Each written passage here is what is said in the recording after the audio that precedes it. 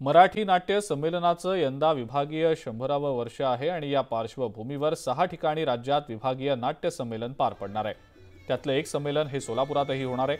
यावेळेला सोलापूरचे पालकमंत्री चंद्रकांत पाटील यांच्यावर याची जबाबदारी आहे।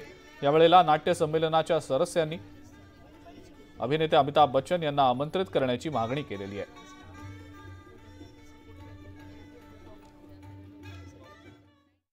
सोलापूरचा पालकमंत्री म्हणून त्यांनी स्वागताध्यक्ष म्हणून माझ्याकडे जबाबदारी दिली आहे। हे 26 ते 28 जानेवारीला होणार आहे। त्याचं आज कार्यालय उद्घाटन झालं। ज्या ग्राउंडवर हे व्हायचं आहे त्याच ग्राउंडवर आम्ही हा आग्रह धरला की बाबा आम्हाला कार्यालयासाठी महिनाभर खोली द्या, ती त्यांनी दिली।